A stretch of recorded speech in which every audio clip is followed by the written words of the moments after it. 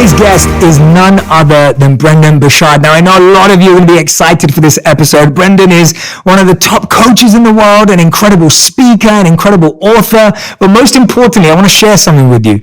I was just telling him literally 2 seconds ago, when I joined social media in 2014, not as a creator, but as a user, I was always looking for people who were doing good on social media because I wanted to follow people that were empowering. And I could pretty much, on Facebook Memories on this day, you can type it in, I could pretty much find at least one Brendon quote per day that I used to share with whoever used to follow me at that time. And I think my post at that time used to get 2 to 4 likes. So Brendon, I'll take credit for the 2 to 4 people. But honestly, it was just his work was so refreshing to me. And the post that he was writing was so sincere and so genuine. And when I had the opportunity to meet Brendon, I think it was late last year or earlier this year when we had the opportunity to connect, I waited around after a keynote I was giving because I really wanted to meet him because I was just so impressed by what he had done, but more importantly, the way in which he did it. And he's just not disappointed. He's been really kind, really supportive, and someone who's really been there for me in this journey as well. So I want you to open up your minds, but also open up your hearts to a very, very special human being. Brendon, welcome to the show. Thank you for being here. Man, I love it. I mean it, every single word that I've just said. Thank you. And I wanted you to hear it from my mouth. And for this, I'm just going to go for the audio. Brendon Burchard is highly recognized as the world's leading high-performance coach. He's a magnificent writer, public speaker, and his books have been on plenty bestseller lists, including the New York Times, Wall Street Journal, and more. He's coached and worked with everyone, ranging from CEOs of massive companies to celebrities. Brendon's personal development trainings have more than 300 million views. Over 2 million students have completed his online courses and video series. Oprah.com named him one of the most successful online trainers in history, and he's also had 28 7-figure online launches. His list of accomplishments goes on and on and on, but the most important thing is he's a true man of service and living an incredible life trying to help others. Brendon, thank you. Thank you, brother. Man, thank you. I appreciate that. No, I mean it. You're truly, I think we always have this feeling of you want to meet people, and I'm sure you had them too. And you're always hoping that when you meet someone, they don't let you down. Yes. Right? Yes. And I'm an optimistic person. So when I meet someone that I've been aspiring to meet, I'm always hoping that they're going to blow me away even more. That's my hope. And when I met you, it felt that way. So I just want to say thank you. Thank you. You too. Yeah. You too. It was so funny because we were running so many similar circles, and our friends were like, hey, you guys don't know each other? You should meet up. And thank you. Shout out to Lewis for introducing us and making sure that connection happened. And same thing. I was hoping, I'm like, he's a monk. I hope he's like calm. I hope he's centered. I hope he's got good vibrancy and joy in his heart and his eyes. And you did, even though you and I both were kind of road warrior a little bit that moment. We were out on the road. We were. And that was late at night. And we just were chatting and just, when you meet people and just your vibrant and enthusiastic part of you that comes out, right? Because you and I already do that for life and a job. But then when you meet somebody it draws you out more. I was energized that night. So, really? I thought you were just always like that. I think you are always like that. You have great energy. I'm happy. Yeah. I'm living my second chance at life. Yeah. So for me, after a big car accident when I was younger, every day was like bonus day. So I'm already reverence for life. I'm happy-go-lucky. But there are people who have an aura and a vibrancy, and everyone listening, they know that. There's those times, there's just some people who you're around, it kind of makes you pop and come alive, and you smile a little more, and you were that. And I was like, oh, that's what I wanted from meeting Shetty. I wanted to be like that, and you were. So thank you, man. Let's actually start there. I wasn't going to start there, but now that you've mentioned it, I want to start there. I want my audience to hear that story from you. Yeah. Because I think that everyone's either had one of those moments or they're going to have one of those moments. Yeah. And I want everyone who's listening and watching right now to either be prepared if they're about to have one, or maybe not even wait for that to happen. Yeah. And for those who have had it, to really use it to their advantage. So let's start with that accident that changed your mindset, that changed the urgency of life for you. Yeah. I'll give the takeaway because it's a little bit of a long story. I know it is. The takeaway is at the end of our lives, if we have a moment of cognition, we're going to lay there in bed and we're going to ask questions about our life to evaluate whether or not we were happy with it.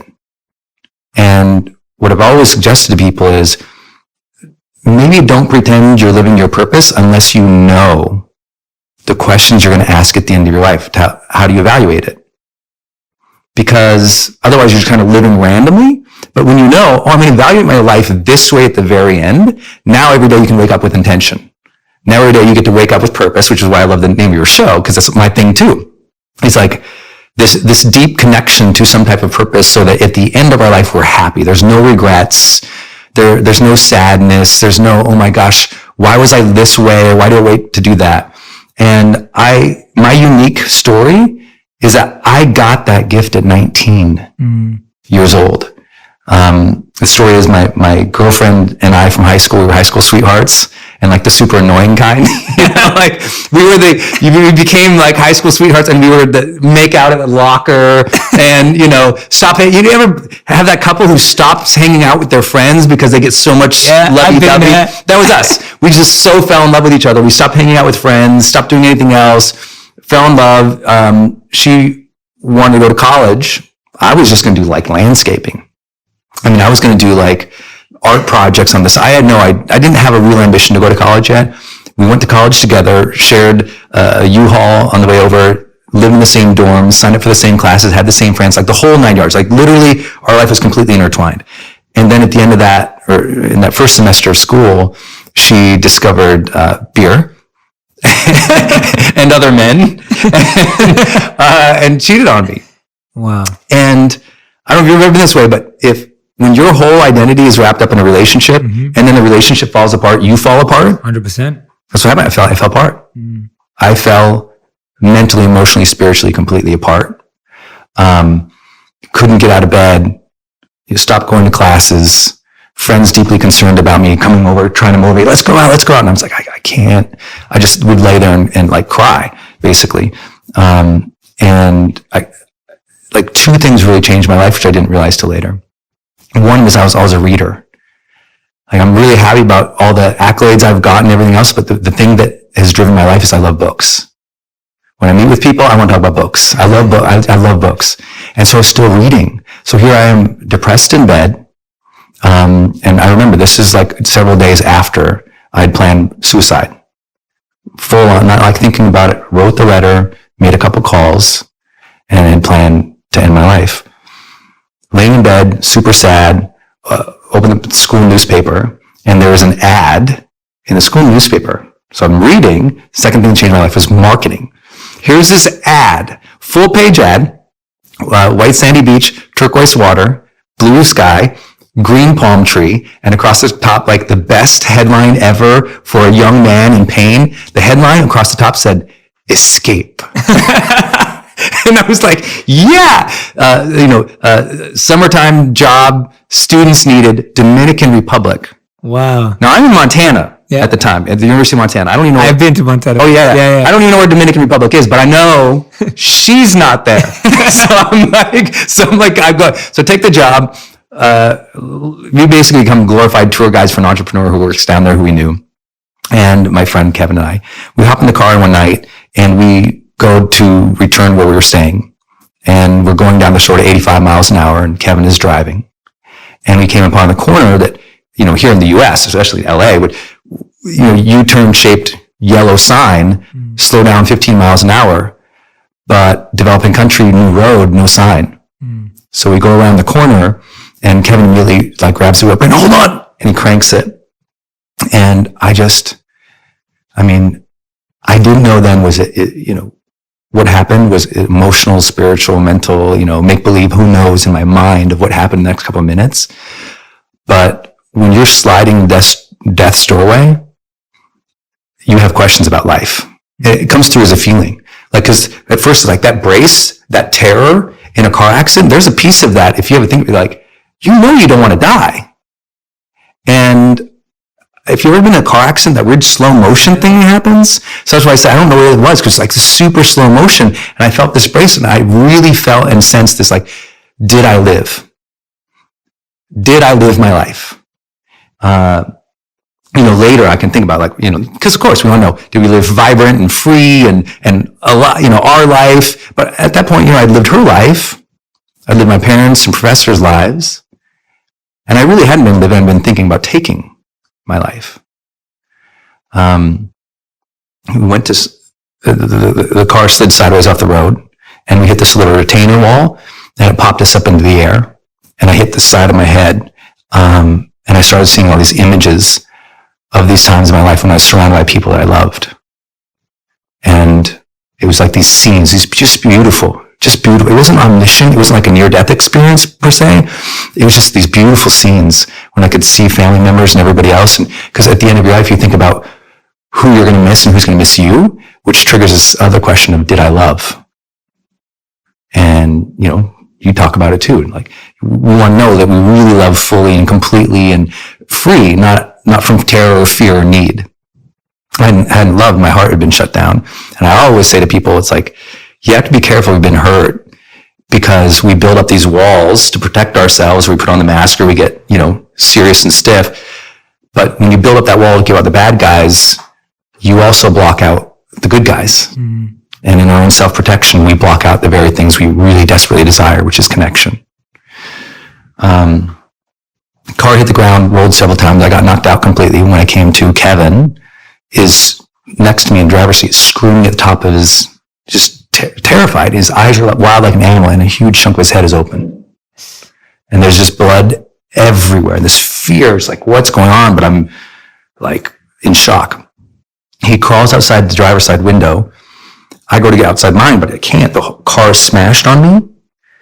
And all I have is this hole that used to be in the windshield. I push myself through, and I stand up on the hood of the car. He's screaming, but I'm in this thud, hollow, I don't know how to describe the shock. And I look down and I saw on my body, I'm covered in blood. And this just terror hits me. Remember, at 19. And I feel life draining, literally, physically out of me. And I just remember life feeling like it's draining away. And I just remember looking at my feet, which was covered in blood. And I just thought, did I even matter? Did I even make a difference? Was there a reason I was here? And, oh man, it was the worst, because I didn't feel like I did. And then I looked down, and the blood was going off the hood of the car, and there was a glint, there was a sparkle in the blood. And I didn't know what it was. It was a reflection, so it made me look up. And there was this bright, big, beautiful moon that night that I didn't even see earlier. And it was like this arresting connection. I just felt this connection, and I felt like, it was almost an immediate sense of grace. I was like, I'm going to be okay. Mm. I almost felt like I was told I was going to be okay. And so I call that like my life's golden ticket moment, because I felt like the big guy upstairs, because I believe in God, reached down and handed me like life's golden ticket. Here you go, kid. You're still alive. You can still love. You can still matter. But now, the clock is ticking. You lucky young man, you're still alive. And my whole life, I was just like, in that moment, I remember literally looking up at this moon, and I didn't know what the feelings were at the time, because I've had a lot of time to think about this, obviously, 23 years ago. And I just remember thinking, I will earn this. And I felt that next breath is like, I'm going to be okay. Kevin and I don't mean to ruin the story for everybody, but I survived. It's like, I'm okay. I'm alive. Kevin survived. Lots of cuts, bruised and broken bones, terrified kids. But for me, what I took away with it was both the reverence for life, the appreciation for life, the timing of life, that the clock is ticking on all of us, but also this desire I want to earn it. Like, I felt so blessed. I felt like I got away with it. You know what I mean? Like, how did I skirt death? I want to earn this. Mm.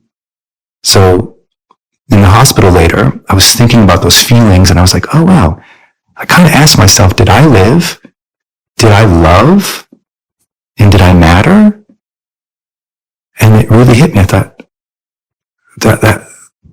that's a gift right there.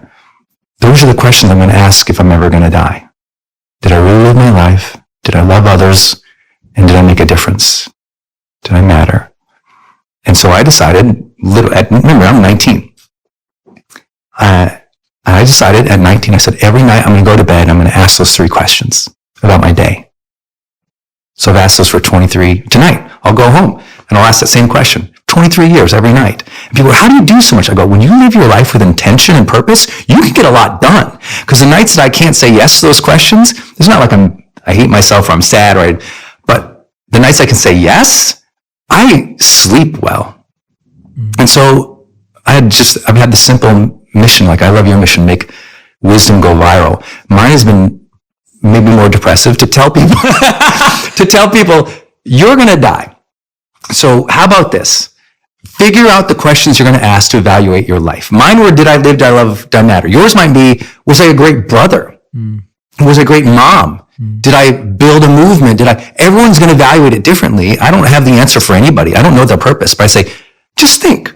If you're 90 on the rocking chair, or you're 105 on the rocking chair, or you're 200 in the hospice, however old you are, if you have a moment of cognition, you're evaluating life, how do you know if you lived a good one?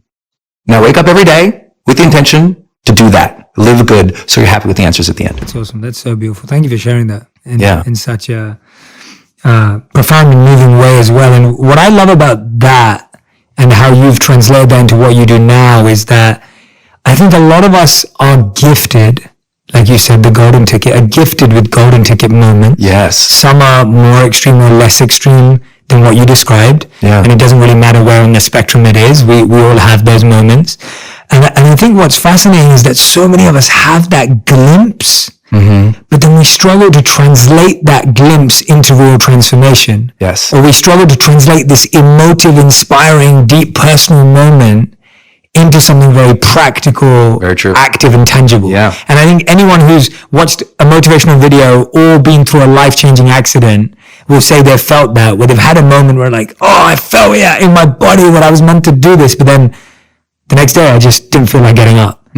Tell me how you started to form the habits that were needed for you to live this every day. And you've already taught us one beautiful one, just like the one you just said, but how were you able to really take that through and start developing a world and a life to live up to those questions? Yeah. I mean, stage one was I was honest that I was a hot mess. Like I came back from the accident and I'm like, I'm a mess. I've been depressed. I was going to kill myself. I'm sad. My grades suck. My friends are kind of like losers, not in a judgmental way to them, but in how I wanted to feel. They made me feel bad about myself. And that's why I think a loser isn't what they've accomplished. It's how they make other people feel. Two different things. They made me feel bad. And I thought, I don't have it together. And that began my great and long-term committed search to studying psychology. Because I'm like, why do I think so dumb? Why do I feel so bad about myself? How do you overcome, depression? How do I deal with this sadness?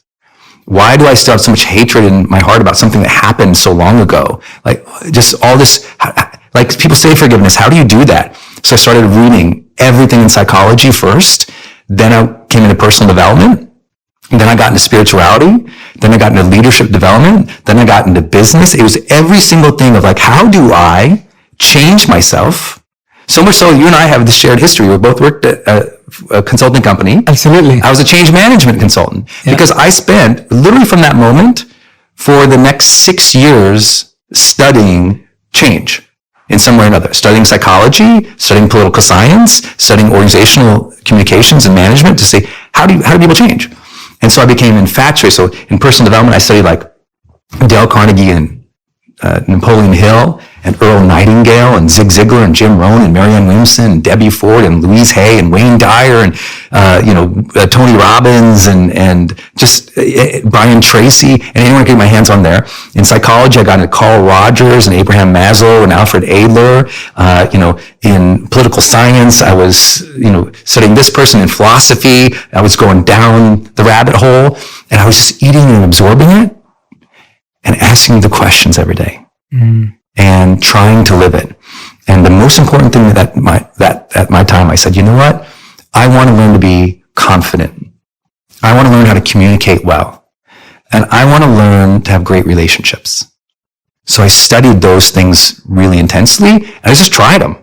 I tried them and I was so good about making little goal sheets and trying it. And that was the year I also began my monthly goals. So on the first of every month, to this day, I write a personal goal and a professional goal. That is outside of all the things projects I'm trying to achieve. The personal goal is something like be more patient this month. And every day I look out on the way out, I put on the door.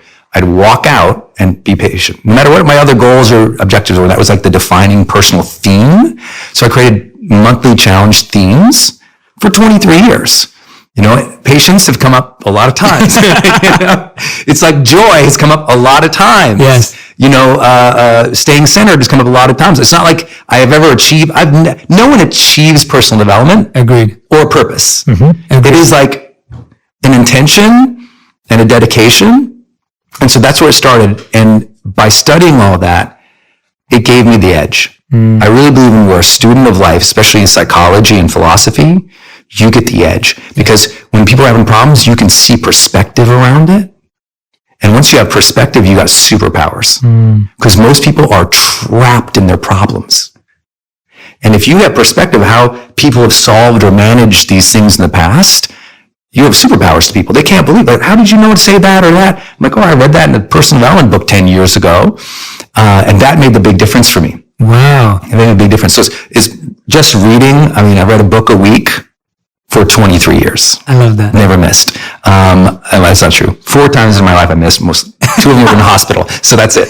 Wow. I'm a reader. And then I try to apply it. Yeah. And then the ultimate challenge is I made my career about it. That forced me to develop skill. When I was a consultant first, then I became a coach, then decided to become a researcher and a writer in this field. I had to prove my chops. There was no just talk about it. It wasn't posting on Instagram because I didn't have that. It was, can I sit in a room with an executive and change? Yes. Can I get the change? Can I sit with a high-profile athlete who's in trouble with their behavior? Can I get the change? Can I sit down with a person who wants to start a business and give them that confidence they need? Like whatever it was real-time challenges for so long that fortunately that experience helped me. Yeah, absolutely. And I love what you're talking about because I think we have such an answer obsession today. Like we're all looking for the answers. We're all trying to find the answers. Yeah. And actually what you're saying is the emphasis should be on the questions. Yeah. Finding the right questions to ask. That's it. And then finding where to find the answers to those questions, which led you into psychology and led you into political science and led you into philosophy and led you to all these places. Yes. Because you were asking the right questions. Yeah. And I think there's such an answer obsession today we want the answer. We want to know how this works and why it works. But we've just got to go deeper into asking that question more sincerely, more genuinely. And so much more comes from that because you just feel inspired by that question. And what you mean by student of life, like when you're a student of life, it means you're questioning. That's it. Right? That's what it means. Like what else does it mean? Talk about questioning. Like I'd been doing seminars and coaching for 6-7 years at a really high level. But I was wondering, like, is my stuff right? Is it true? Am I one of these guys who just talk? Like, let me super test it. So we did research. I teamed up with a researcher from University of Pennsylvania's Positive Psychology Department and researchers at UC Santa Barbara. We conducted the world's largest study of high performers of all time. Like, no other study has been this big, this comprehensive, this deep dive. 190 countries? 190 countries. Yeah. Millions of data points. And the reason, because no one was spending the money on it, I was like, I'll kick this. Let's figure this out because I want to know that what I'm doing is precise and academically validated. But I only bring that up because the first habit that we discovered of high performers worldwide, and high performers tend to be the top 15% of successful people in whatever field that is. And usually, and that's the broad 190 countries. In the US, it's the top 3%. Hands down, the habit that really changed their trajectory was this habit called seek clarity. Notice it doesn't say get clarity. Yeah. High performers seek clarity. I'll give you an example. Please. Like with Oprah. I've had the blessing of working with Oprah. If you have a meeting with Oprah, when she walks in that meeting, her first thing she asks is, what's our intention for this meeting? Now, lots of executives walk in meetings, they just start the meetings. She's seeking clarity of what is this about?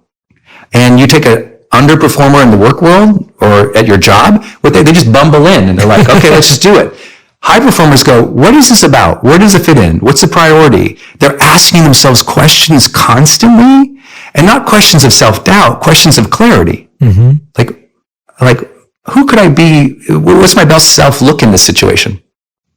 That's a question high performers ask. They want to know, how can I be of most service in this situation? A lot of people just go through the motions. High performers see clarity. They ask the questions, and because they get clarity and seek clarity throughout the process, they get ahead faster. Because a lot of people and they're good, but a lot of people are just blunt force workers. They'll just go and do it. And they'll just apply force and will and hope and fire and hours at something. But often they're running in the wrong direction. Yeah, absolutely. High performers, it's like in directions. Some people will drive for 50 minutes. Other people will pull aside in 5 and go, hey, where do I go?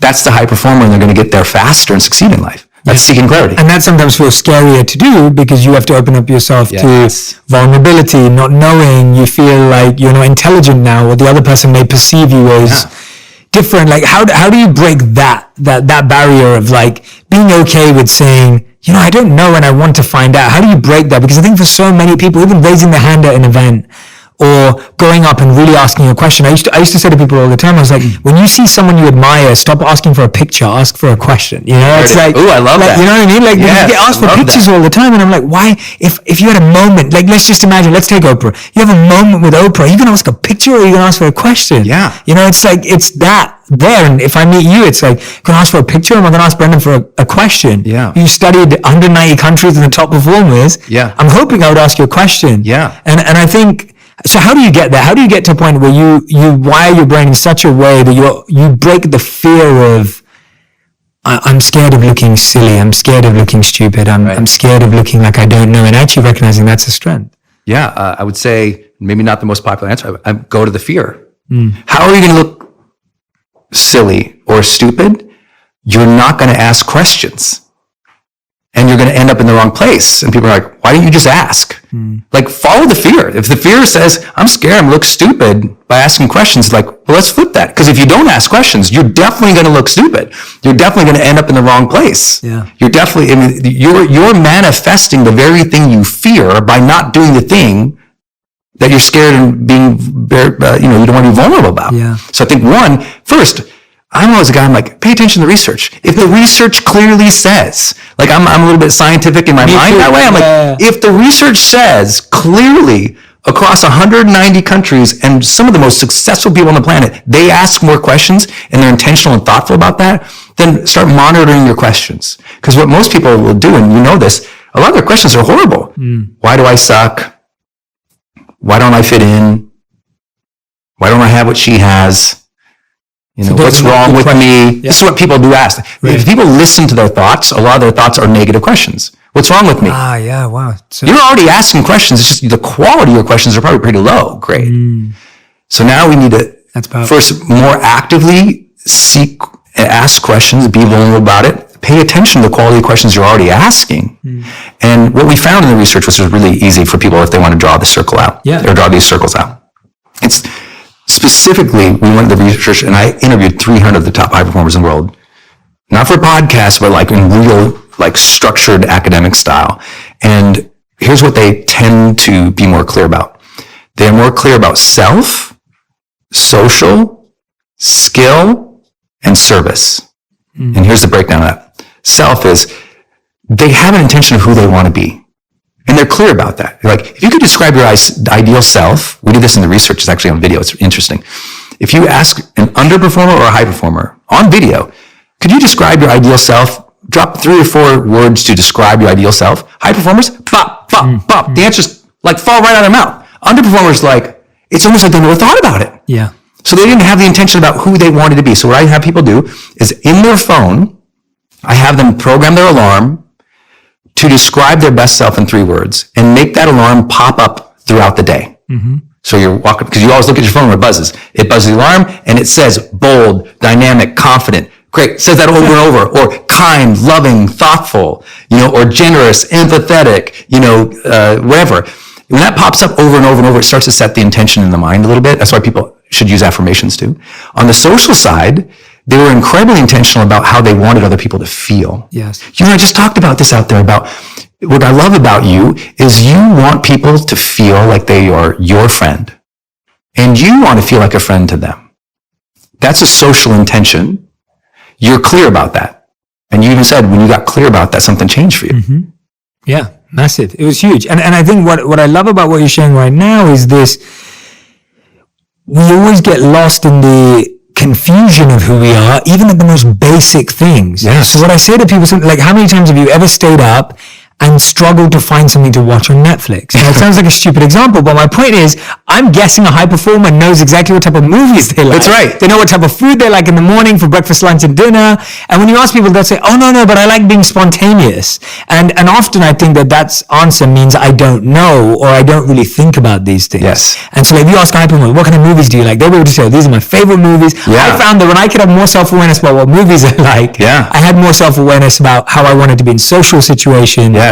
And self. Yes. And I think it starts with the small things and the big things. Yeah, right. Everything from what you want to eat for breakfast all the way through to how are you going to serve and impact the world. This is a superpower you have because you meditate, because you journal, you write, you reflect. That reflective process of our lives has gotten kind of stolen away by the distractions. So people don't know. And you could see a video, they're like, they don't know. The other element is skill. So they, like a high performer, you say, what's 2 or 3 skills you're working on in your life right now that you're actively learning or training on? They're like, bop, bop, bop. Underperformers like, I don't know. Like they're almost hoping to get better. And you're like, oh no, you need to decide. These are skills. Like for me, I sucked on video. Sucked. It's hard to believe it now. No, I got my video guy, Travis, here, right here. He can tell you 10 years ago, I was kind of horrible. Really, like, Travis? Yes.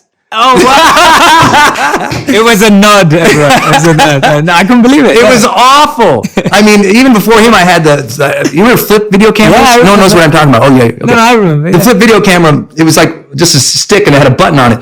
And I was broke living in an apartment at the time and I duct tape it around this box and pressed the button. And I had my shirt was all open and my hair was like all over. And I was like, I'm Brendon. Because I didn't know how to talk to camera. I didn't know how to be myself yet. Video was really awkward for me. Yeah, absolutely. Like in all the personality tests, believe it or not, I'm half introvert, I'm right down the line between introvert and extrovert. So I need my personal time. So camera was super awkward for me. And I was like, okay, but if I want to change the world, guess what is necessary? Communication skills. I'm going to have to learn that. I wasn't raised in a place, I was raised in Montana, where men didn't really communicate. Except with looks, glances, and fists, So it was like, if a guy lifted, it wasn't like we're gesturing. Right, yeah. Where I'm from, if their hand came up, you were getting punched in the face, man. That was it. So I had to learn emotional intelligence. That's a skill. So communication, emotional intelligence. When I got into our business, I had to learn copywriting. I didn't know what that was. Email marketing. I didn't know that. I had to learn coding. None of that. I knew what it was, but I was always confident. And I think real confidence is your belief in your ability to figure things out. I believe in my ability to figure things out. Give me enough time, energy, resources, study, books, mentors. I will figure out. You want me to go to the moon? I'll figure it out. Even though I have no idea today, I can learn and get mentors. So that's a deep part of my life. High performers have that. They just believe they'll figure things out. That confidence is what ties a lot of their habits and their abilities together. So skill set. Oh, I better learn copywriting and video. So I practice video a bajillion times. I forced myself to do it a bajillion times. And now I have 28 online courses, and Travis has been there. I shoot all of them extemp. Literally, I'll do a 2-hour video with the flip chart, 5 words on the page, and I don't need a script or anything. Going from a kid who's like, couldn't get it out to just flowing. Do 4-day seminars by myself for 10 hours a day on stage speaking. Artists lose their voice sometimes singing for 3 hours. I go 10 hours a day for 4 days. I had to learn vocal control. I had no idea how to do that. That was a skill. But that's the important thing. Everyone listening, please write down what are the top skills you would need to master to succeed in your purpose, in your life, in your career. And the last element there was service. Yeah. High performers, they kind of know the service they want to bring to the world. That's why I was like, Jay's going to smash this. Because, you were so humble. You're like, I've only been doing this X amount of time, Brendon. But you already knew you wanted to make wisdom go viral. And you knew what was true to you. You knew the type of purpose you wanted to make. And you're still seeking that out and clarifying like we all are. but high performers know the service they want to give to the world. And they don't know it exactly or perfectly, but they're intentionally moving towards that. And so for those who are like, I don't know if I have clarity, I'm like, okay, get clarity about yourself a little more, about how you want to treat people and be with people, about what you need to develop and how you want to give or serve. And if you focus on that, like every day, every week, you're conscious of those 4 things. One day, you're just so much more confident and clear. Absolutely. Yeah. And what I love about that is just this. Sometimes it's just what you're fascinated with right now. That's right. Because I think sometimes we make it too big and we're like, oh, well, what's my big purpose or what's my big service to the world? And it's like, well, what moves you right now? Like, what are you interested in right now? When, I mean, mine was totally the opposite way. I grew up as a really shy kid. I'm right down the middle of introvert and extrovert too. And my parents forced me to go to public speaking and drama school when I was 14 years old. Oh my God. Because they were scared that I was too shy and I was too much of an introvert and I didn't know how to communicate. So my parents forced me to go from my school. It's an extracurricular activity. I went 3 times a week, 3 hours every week from ages 14 to 18. Wow. The practice, the exams, like we were examined on reading a paragraph from a book with tonality and being able to bring a story to life just through words and visuals, and then being able to, there was this thing called impromptu presentations where you got a subject 5 minutes before you had to go in and talk about it. Love that. And you'd be able to talk about it and you couldn't say anything that wasn't true. So you had to make sure that it was all factual and whatever you did research in those 5 to 10, 15 minutes was right. And I remember doing that, and I get to the end of that and I was like, oh, well, I've got this skill now, but I don't know what to use it for, because that's basically what I was like at 18. I was like, oh, so I've learned how to do public speaking. I'm now 4 years into my London Academy of Music, Drama and Arts, and I've got, a gold medal in this. But I was like, what do I do with this? Because I had nothing to talk about. And then when I started studying philosophy from the Eastern perspective of the Vedas and the Bhagavad Gita, I was like, oh, this is what I was meant to learn it for. Wow. Like it almost like was I had a skill with no service. Sure. And I don't want, that's what I'm saying, Dave. If you're listening to this right now and you have a skill with no service, don't worry. Or if you have a service with no skill, don't worry. That's right. Just go and find the missing piece of the jigsaw you just gave us. Yes. This 4-piece jigsaw you just gave us. Chances are you probably have one of them. Yeah. And then you can go and build the other 3. But don't worry about having all of them now. Right. And right? I love that. Yeah. I love that. And you follow those interests and develop them or develop skills without even knowing how. So many people want the path to be completely clear now. And you and I were just talking about this, is like, you have to have faith in the timing of the path. You have to believe that serendipity will appear when it's supposed to appear, that purpose will reveal itself sometimes in one battle and sometimes in another battle, sometimes in this game or this thought or that activity. And, I think people stress way too much about getting clarity. And that's why I love the phrase seeking clarity, which came from research. They're actively seeking. It's not like a 60-year-old high performer has everything figured out more than a 30-year-old high performer. By definition, what's making them high performers, they're both still seeking to dial it in. Like you and I are going to be dialing it in our whole lives. Sometimes it'll be a shift. Sometimes it'll be a total break. But that doesn't stop for anybody. No. Just doesn't.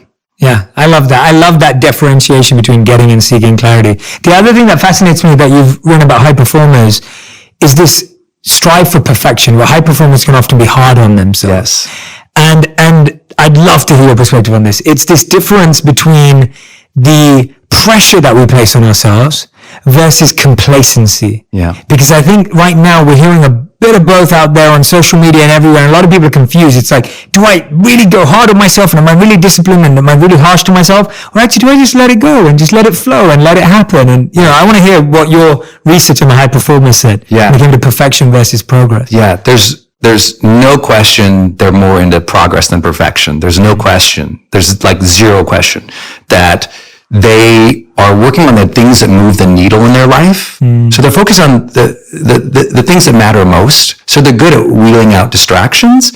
But what I always tell people is, like, if you think you're a perfectionist, you're probably lying. And the reason that is, and that people hate when I say that, but if you look it up in the book, in the dictionary, it's like perfection. Like if you actually look up perfection or to perfect, it comes from that word to perfect. To perfect does not mean it's done. to perfect means two things happen in that connotation of to perfect. First, it has to be an iteration or a start, or it has to be done in first draft. To perfect it means take it from being done, being released, being out there, being, where you feel like it's a start, and then to perfect it, to keep working on it, to keep iterating on it. And what perfectionists always say, here's what they really say. Well, I haven't started yet because I'm a perfectionist and I'm only going to do it if I can get it completely right. No, you're lying. There's a difference between perfecting and being fearful. Yes. And what most perfectionists are is they're scared. They're scared to start and scared not to get it right. So they don't even begin. Yeah. A real perfectionist is so in friggin' motion. They're perfecting, they're beating it up, they're iterating, they're dialing it in, and they're active at it. To perfect requires an active improvement. And most people who say they're perfectionists are actually dead stop fear. Yeah. And so I'm just be clear about where you're at. Yeah, absolutely. No, I think that's great advice. I love that advice because I've always had a rule since I started that all my videos are 70% complete. So that's my rule. Yes. It's 70%. That's all you're getting. Yeah. There's words that I say wrong. There's fumbles. There may be a few mistakes here and there. The editing may be slight. But it's my rule was 70% because that journey from 70 or 75 to 99 could take decades. Yeah. You can never, I would never release something. And I remember in 2016, after my first ever video, one of my first videos that went viral, I actually got so scared because it was almost I have to live up to that now. So I remember not creating. Yeah. And so I went from creating one video a week to creating one video a month. And guess what? I learned less. I was engaging less to connect with my audience to understand what they needed and what I was giving. Yeah. And I was trying less ideas, which meant that I wasn't learning. You weren't learning as much. I wasn't growing at all. I wasn't progressing. And the world was being taken from getting more beauty from it. Which came from a place of not thinking like that. Yeah. Which came from a place of not trying to be perfect. Exactly. The original video that did well came from a genuine place of just wanting to serve and trying to figure it out. And then all of a sudden, we're not serving anymore. So good. And so I was okay, this doesn't make any sense.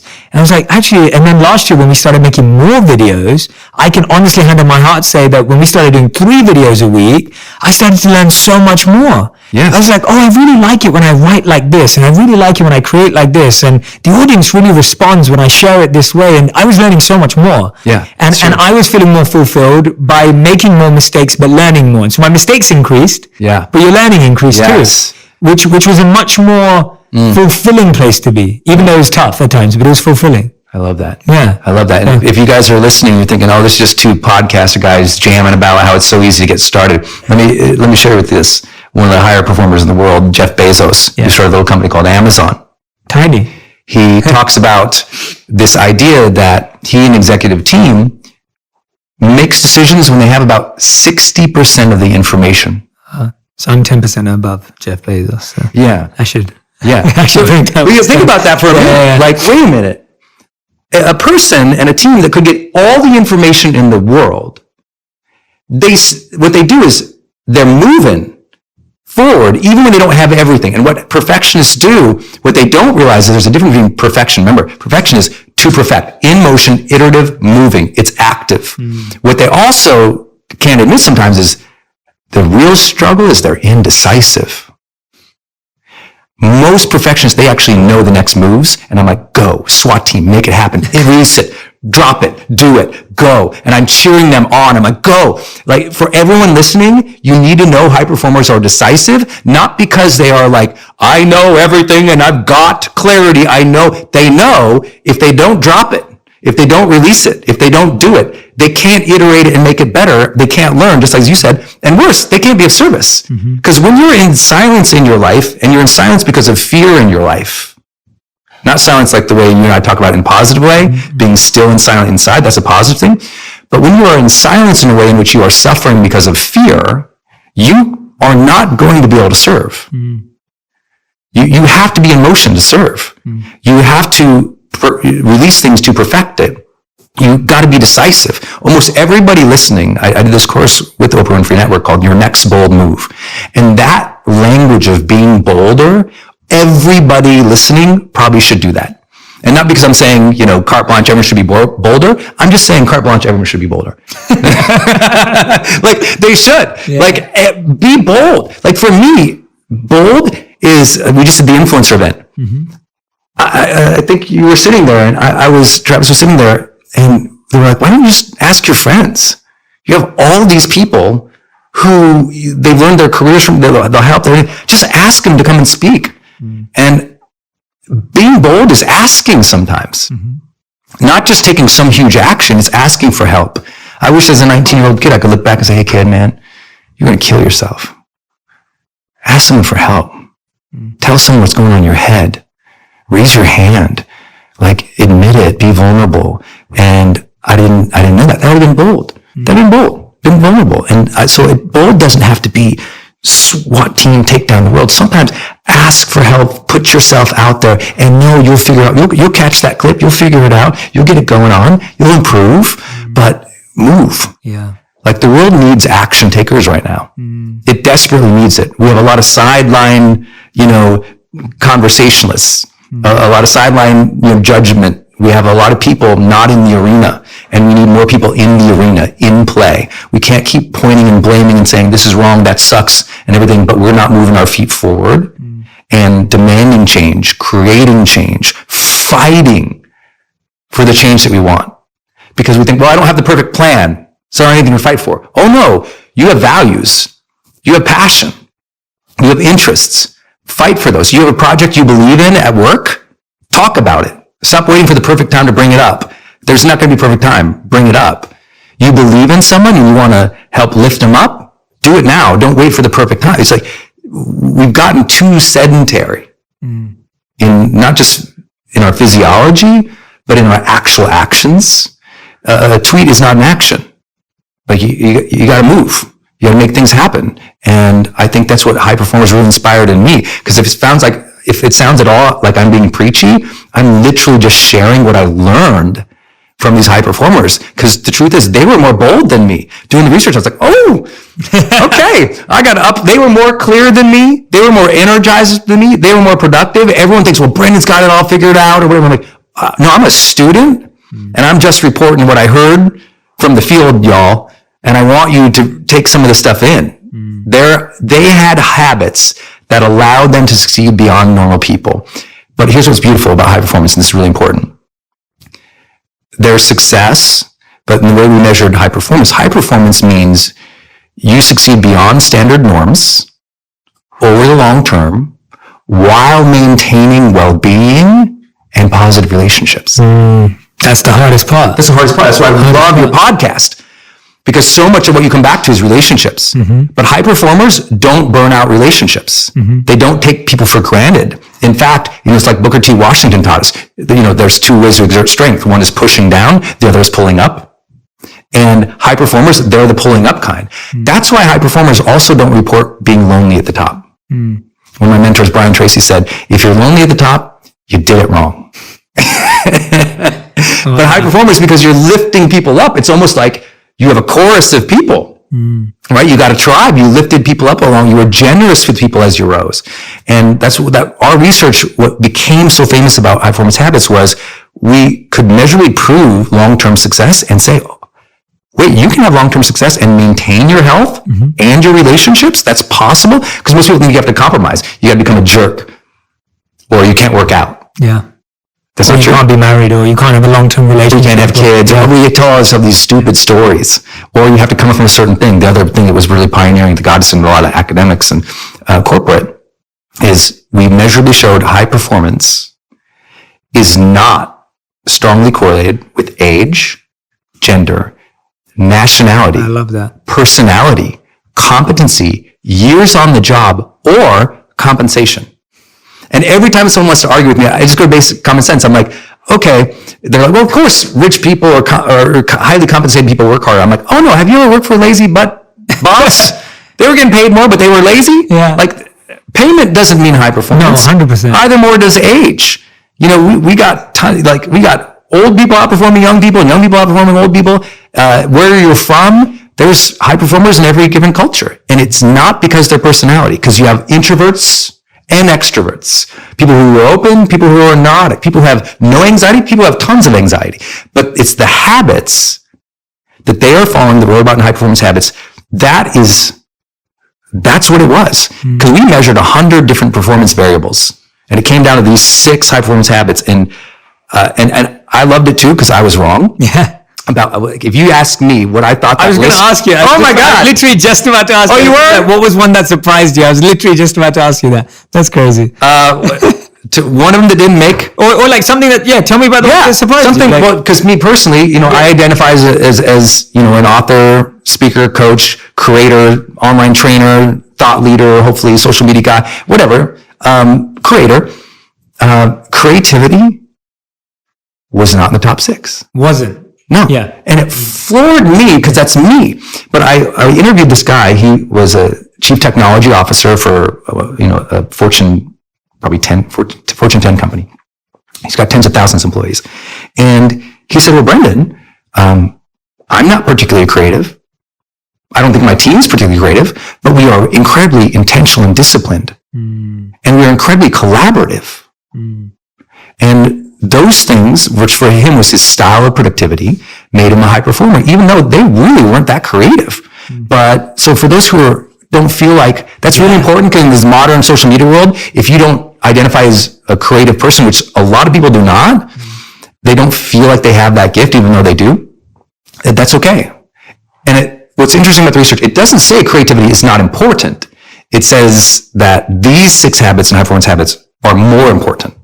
Because in research you do correlations, and so it's like clarity, energy, necessity, productivity, influence, and courage are all just more important in this particular research than some of these other things. And these are all things anyone can have. That's what anybody can do. That's what's so amazing about the research. That's what, yes. I'm hearing those and going, there's no excuses. Basically, your research tells us there's no excuses. Yeah. For the dorks who are listening, like me, the geeks and the data hound, the way that you do that is all the 100 performance variables that we codified, and we also took from academic research and my own experience in training people for a decade, was we put it through a filter.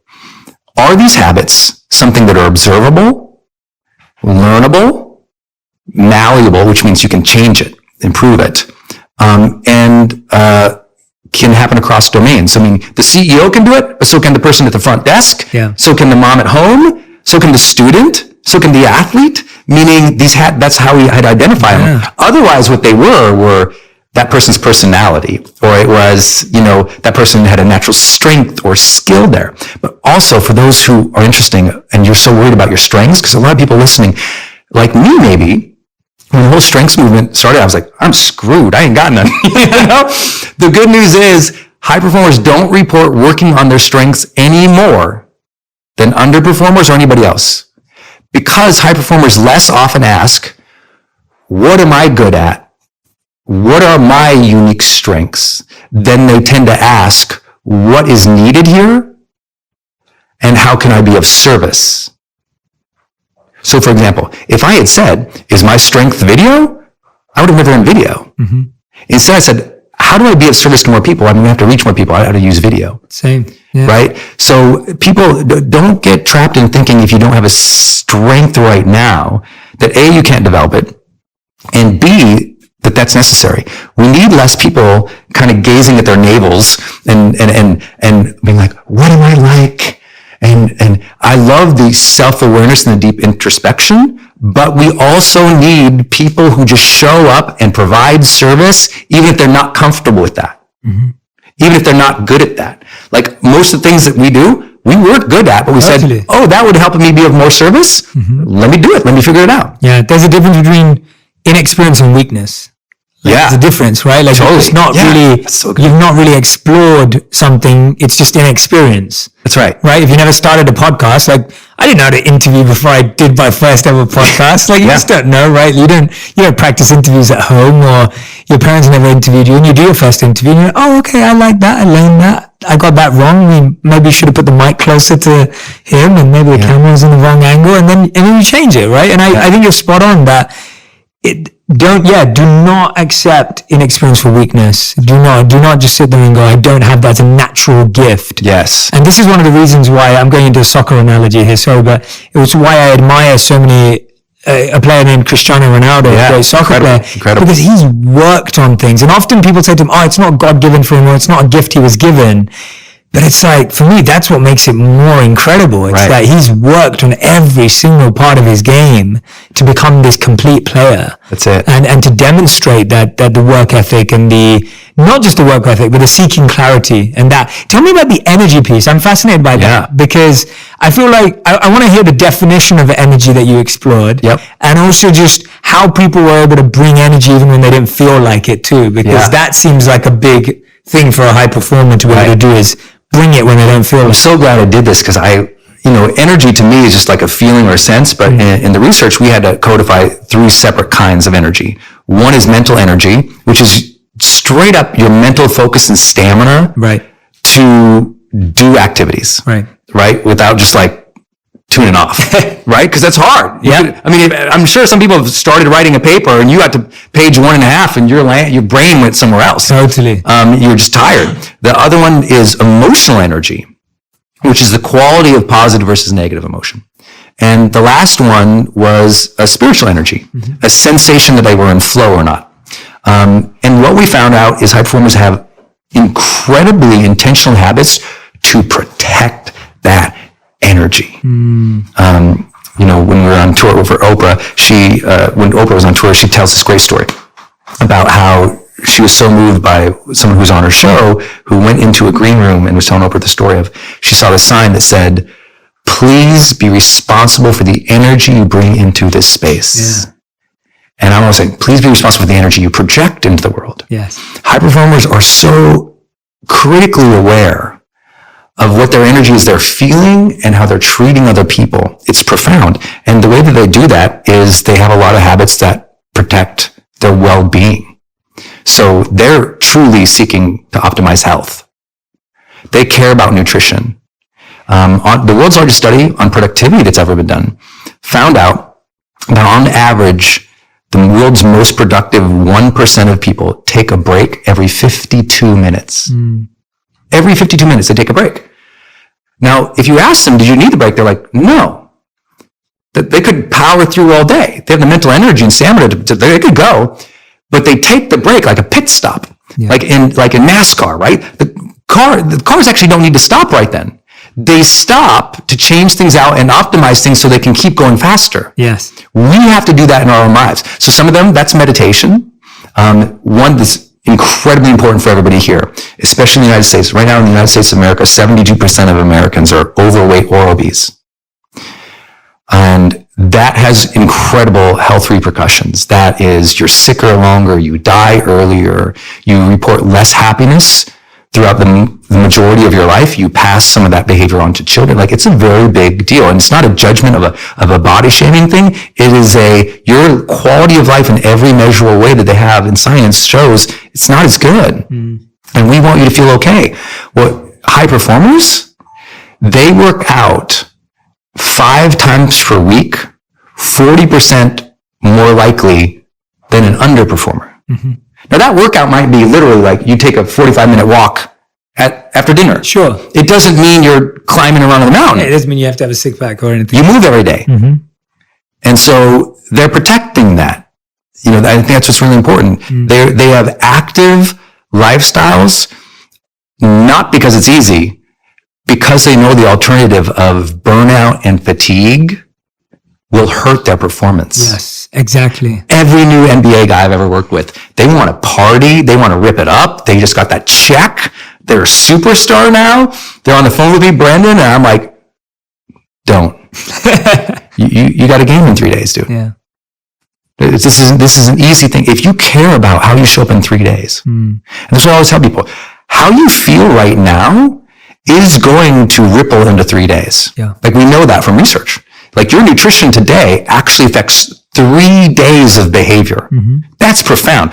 We don't get that. No. And then when you measure it out over longevity studies, no, it affects your whole lifespan.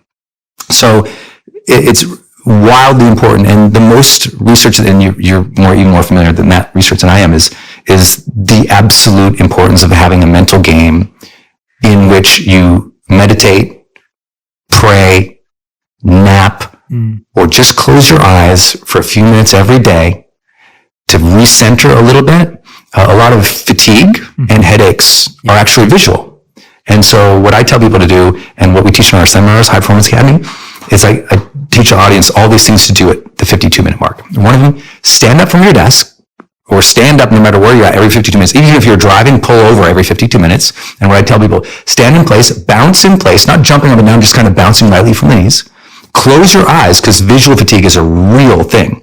They've shown visual fatigue also hurts creativity. So close your eyes, bounce, and take 10 deep breaths. In through the nose is one, out the mouth, 10 times, while bouncing in place. The bounce is moving the lymph around your body, circulating the blood, refreshing your brain. Most brain fatigue is also tied to blood flow. So we just got to move. 100%. Dancing in place. Breath is tied to all chi, all energy, all life force. Closing the eyes lets the brain literally reset. It's profound. That's why meditators don't do it with their eyes open. Like it's like there's a whole other level that happens. And I mean, you're way more familiar with the research. No, it's beautiful. It is, what I'm telling people is it is necessary. Yes. If meditation is your thing, pray. Pray ain't your thing. Close your eyes. Close your eyes ain't thing. Take the afternoon nap. Yeah. Because why in the blue zones, they tend to take a nap after lunch. They live longer. That is a reset. Tension in my mind, release the tension in my body. And then when I sit back down, I go, what's my intention? And what is the absolute best use of my time by the end of the day? Reset. Go back to work. I do that every hour. It's why I'm so annoyingly productive. It's like, I love that. We should do it right now. If you want to do it? Yeah, let's do it. You need some water? So first, we just start with a reset, this is what I mean by bouncing. Yeah. We're just going to do this. We're going to sway our arms forward and back, close our eyes, 10 deep breaths. Go.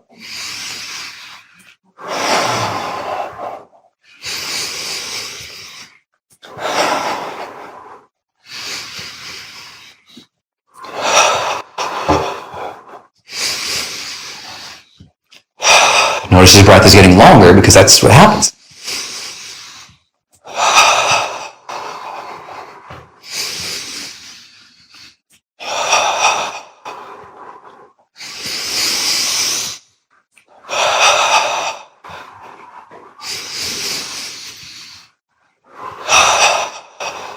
One more. Okay, now just shake it out. Right. That's just the breathing. I love it. Already you're coming back. Great. Yeah, right? Now we're going to do Qigong, which is a cupping activity, they call it, cupping for casual. And all we're going to do is we're going to activate the meridians of our body. For those who don't believe in the meridians of your body, all science shows that there's nerve endings on your skin, right? So if you don't believe in, this is chi, then you believe in nerves. And we're just going to open up our body. It's like, if you tap your arm, you feel that energy. 100%. Right? And we're going to do this for our whole body. Amazing. Okay, so Qigong. Yeah. So we're going to start with our fingertips. So cupping means you take positive intent and energy. A lot of the masters will teach, like, put a color, like blue or green or a vibrant color for you here.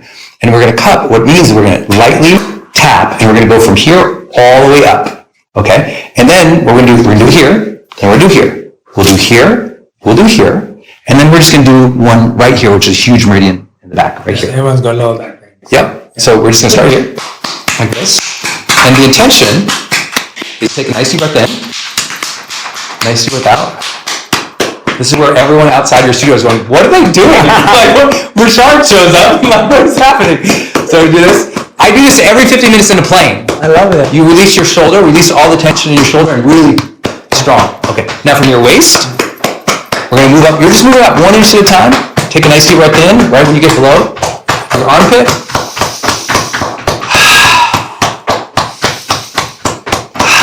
Next hand, we're going up.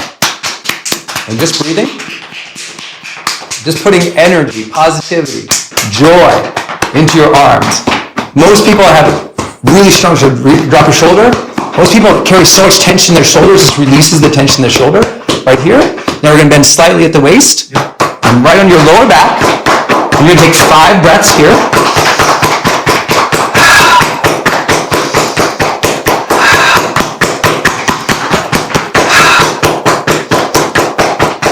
Stand, close your eyes, bounce, 5 more breaths. Sway your arms.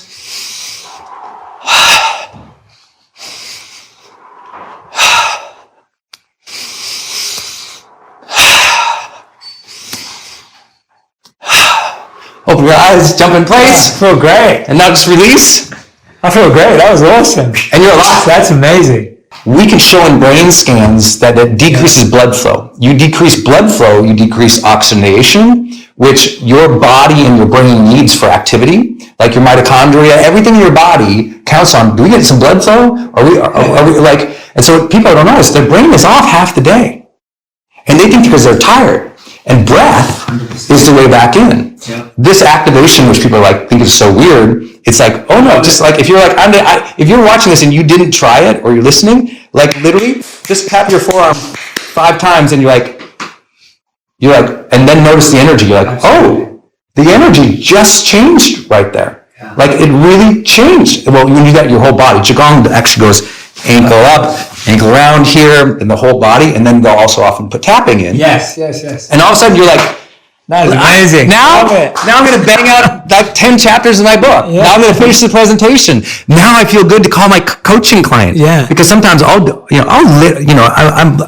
extremely lucky to coach some of the top performers in the world in athletics and business. Right before I came over here, I had the blessing of coaching a billionaire, literally on the way over this meeting this morning. And what I have found is if you want to be a high performer, you got to learn to turn yourself on. Right? Don't take that weird, but no. How do you turn your brain on? How do you turn your spirit on? How do you turn your heart on? Like you've had that too, where you all of a sudden you got to sit down. You had a long day. We both had long days before we did this.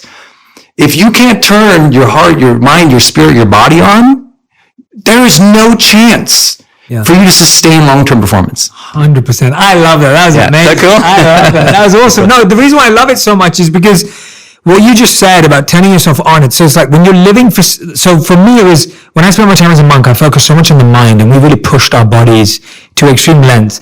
And then when I came back and I was having to live in this body, I was like, I want to serve, and that's why I want to take care of my body and mind. Yes. Right? Like that became the intention. I was like, I'm going to have incredible habits for what I eat and how much I work out and what I do with my body because I want to serve for the rest of my life. There it is. I don't want to die early because I was neglectful. I don't want to die early because I was neglectful and not caring and complacent because I felt I was still 22 when you still feel all of this you can have the pizza and the beer. Yeah. And so the soul is motivated by service. Like the soul gets energy from service, but the body needs activity like this, movement. Yep. To feel energized. Right? Every measurable outcome in your life improves with more quality of exercise. Yeah. And I always tell people, even at a spiritual level, I ask.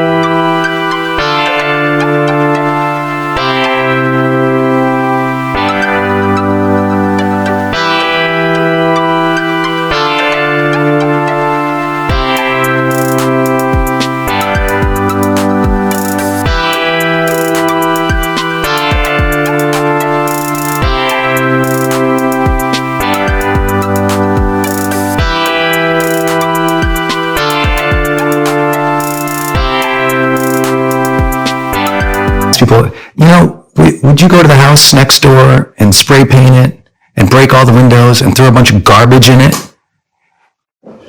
And yet, you're so willing to vandalize the temple that God has given to house your soul. Yeah. That's your house. So if you wouldn't go vandalize your neighbor's house, why are you vandalizing your house? Yeah. You're a gift. it's very important, garbage in, garbage out. Pay attention. And I'm not here to say everyone has to, eat perfectly and work out 1,000,000%. I'm here to share the research that is unequivocal. Yeah. Mental health and exercise and protecting both of those. Diet, nutrition, meditation, all of these things, sleep, all of these impact how good of a job you do tomorrow, how long you live, how good you feel. And I'm like, everyone wants to be happy. So that's what I was happy about. I was so happy that made it into the research that generate energy. Yeah. That's the chapter. Generating energy. How do high performers generate energy and sustain it? And all these things we talk about in our industry, it came up in the research. And I was like, yes, I'm so happy about that. Yeah, it's amazing. I love it. And again, it's accessible to anyone. Yeah. We didn't pay for gym membership just now. Right. We didn't have to have fancy clothes on for the gym membership. I feel great. I'm ready for round 2 podcast. Literally, I'm fired up. I feel like and I'm not saying this just for the cameras. I mean this. I actually feel how I felt when we first started. Yeah, right. It's got that, recharge. It's great. And so it 100% works. I love recharge. Yeah, 100%. Every 50 minutes. And Trav's been backstage with me for 10 years, or he's been setting up video in the other room, and he hears that. I always do it. And it's like, because when you watch the volume of online video I've done, whether it's YouTube or our online courses where most of my video is, it's like literally, I don't even know how many hundreds of hours are there. And he's never seen me in the middle of the video, because of these practices. It wasn't natural to me. Because Netflix and chill, let's go, brother. I can chill like the best of them. I got no problem. But I want to make an impact. I want to help people. You know what the worst thing is when you're trying to help someone and your mind is kind of blinking out? Yeah. Because you didn't take care of yourself. You didn't eat good. Yeah. You didn't care about your sleep. I work with athletes, high performers, business people who they regret those moments in those days where they allowed themselves to burn out, or they didn't care for themselves, because it shows up on the scoreboard. It shows up in your bank account, but mostly it shows up in how you treat people. I always tell people, if you won't take care of yourself for yourself, take care of yourself so you're less rude to other people. Yeah. Because guess what? When you're tired, science shows you're more irritable. You're more short, and you're faster to conflict. Tolerance is low. Right? 100%. And so it's like, if you want to take care of yourself for yourself, do it for the poor people around you who probably get some of that irritability. I love it. Brendon, you're amazing. This was so much fun. Honestly, this has been so much fun. Yeah, this is great. And I'm glad you had us do that activity. I wanted to. Me too. I want people I feel better. Yeah, I feel better, but also I want everyone listening, watching to know that, you can pick up such simple, beautiful tips and insights just by watching. Now you can play that part of the video over again and again and again. Yeah. We'll turn it into a little Instagram video, that'll be fun. But it's just such an easy thing that anyone can pick up and literally refocus, get back in the zone. And like you said, it's like when you want to serve, you want to be at your best. You don't want to be at your worst and you're trying to push yourself. And I genuinely hear this from so many people who I know are genuinely trying to give their best and serve. Yeah. But they feel drained at the end of the day. Yes. Because they're just giving and outpouring and serving and loving and caring and supporting, and they're just going for it. And at the end of the day, and I've been in that place before, where you just feel drained. Yes. And I started to realize I didn't want to feel that way anymore, because that wasn't the badge of honor of service. No. That wasn't the badge of honor that I've really given today. And if you believe in associations, if you drain yourself every day in service, which a lot of people do, at the end of the day, you're burned out and you're tired. At some point, your body and your brain, your spirit and your soul, you don't mean to, starts associating your purpose with that feeling. Wow. Whoa. And one day you go, maybe your psychology goes, maybe the purpose is wrong.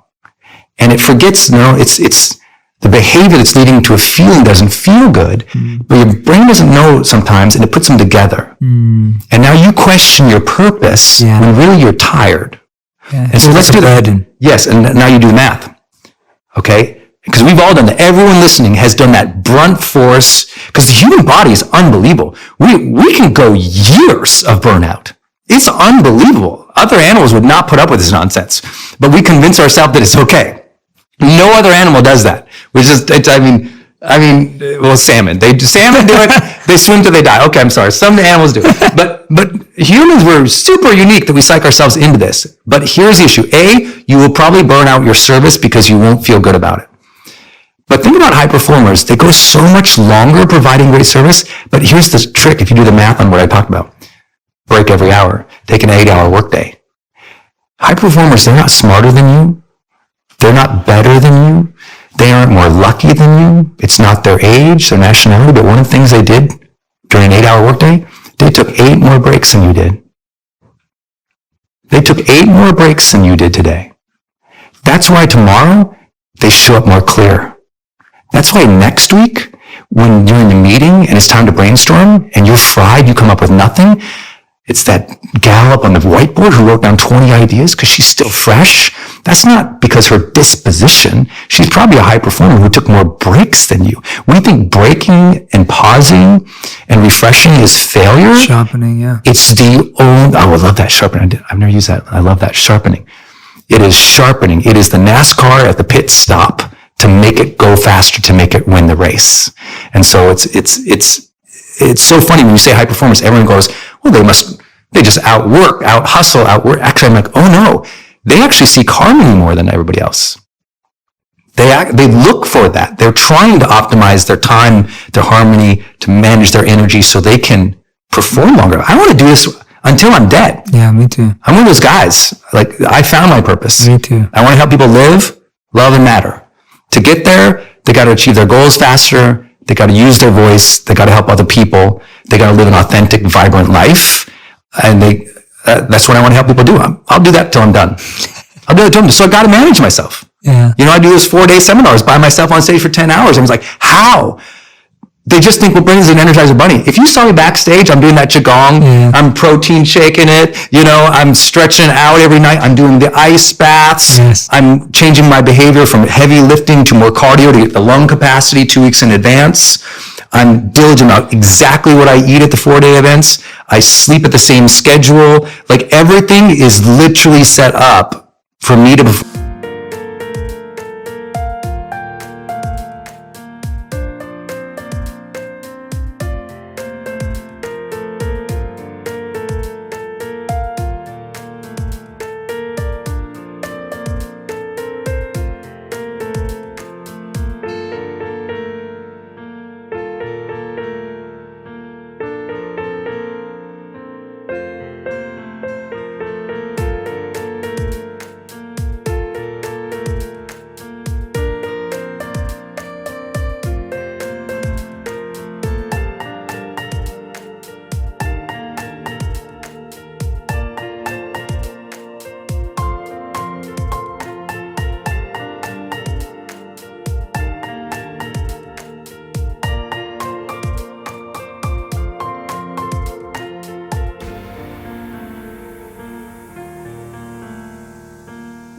10 hours a day on stage for 4 days by myself. That's not luck. That is because I care.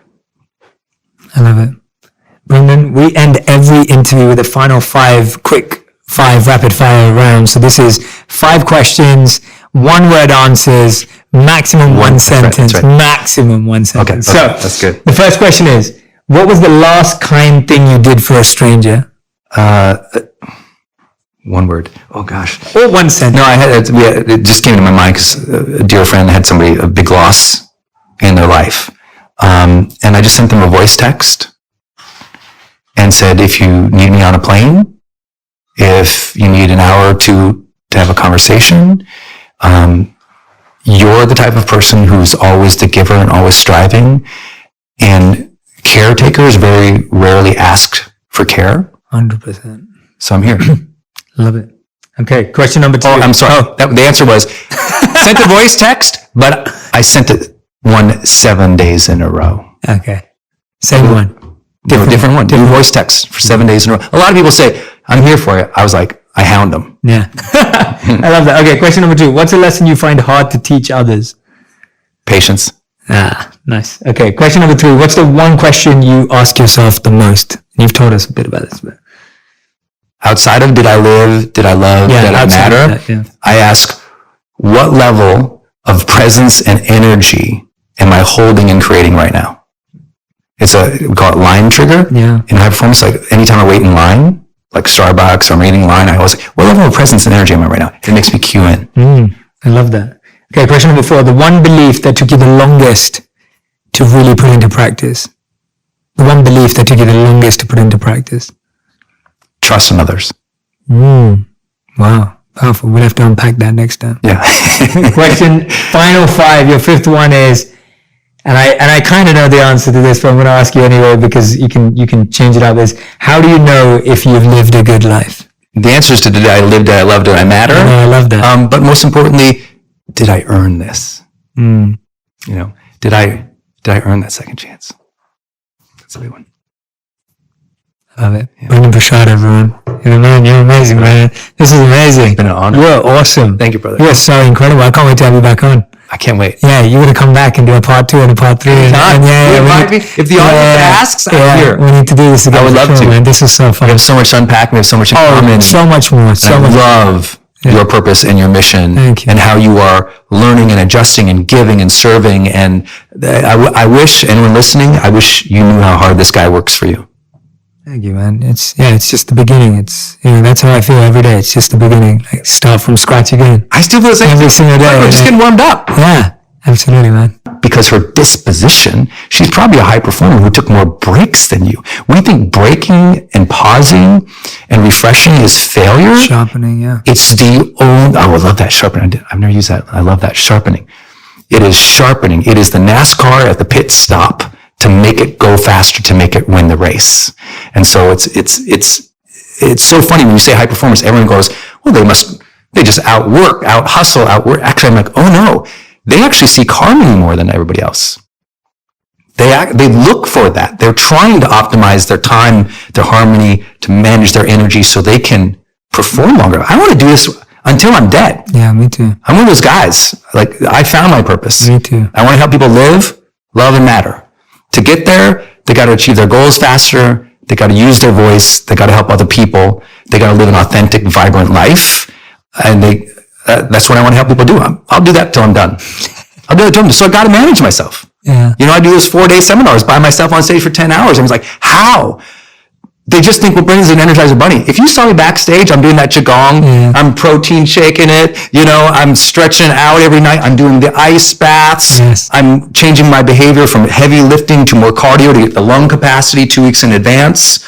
I'm diligent about exactly what I eat at the 4-day events. I sleep at the same schedule. Like, everything is literally set up for me to perform 10 hours a day on stage for 4 days by myself. That's not luck. That is because I care. I love it. Brendon, we end every interview with a final 5 rapid fire rounds. So this is 5 questions, 1-word answers, maximum one sentence. That's right. Maximum one sentence. Okay, so that's good. The first question is, what was the last kind thing you did for a stranger? 1 word. Oh gosh. Or 1 sentence. No, it just came to my mind because a dear friend had a big loss in their life. And I just sent them a voice text and said, if you need me on a plane, if you need an hour or 2 to have a conversation, you're the type of person who's always the giver and always striving. And caretakers very rarely ask for care. 100%. So I'm here. Love it. Okay, question number 2. Oh, I'm sorry. The answer was, sent a voice text, but I sent it 7 days in a row. Okay. Same one. Different one. Different voice text for 7 days in a row. A lot of people say, I'm here for you. I was like, I hound them. Yeah. I love that. Okay, question number 2. What's a lesson you find hard to teach others? Patience.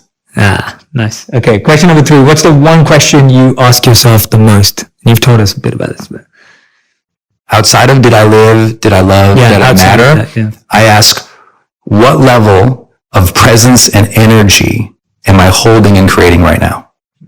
We call it line trigger. Yeah. In high performance, like anytime I wait in line, like Starbucks or I'm waiting in line, I always say, what level of presence and energy am I right now? It makes me cue in. I love that. Okay, question number 4. The one belief that took you the longest to really put into practice. The one belief that took you the longest to put into practice. Trust in others. Wow. Powerful. We'll have to unpack that next time. Yeah. Question, final 5. Your 5th one is, and I kind of know the answer to this, but I'm going to ask you anyway because you can change it up. Is how do you know if you've lived a good life? The answer is to did I live, did I love, did I matter? I love that. But most importantly, did I earn this? You know, did I earn that second chance? That's a big one. Love it. Yeah. Brendon Burchard, everyone. You're amazing, man. This is amazing. It's been an honor. You're awesome. Thank you, brother. You're so incredible. I can't wait to have you back on. I can't wait. Yeah, you're going to come back and do a part 2 and a part 3. If the audience asks, I'm here. We need to do this again. I would love to. Man. This is so fun. We have so much to unpack. We have so much in common. So much more. I love your purpose and your mission. Thank you. And how you are learning and adjusting and giving and serving. And I wish anyone listening, I wish you knew how hard this guy works for you. Thank you, man. It's just the beginning.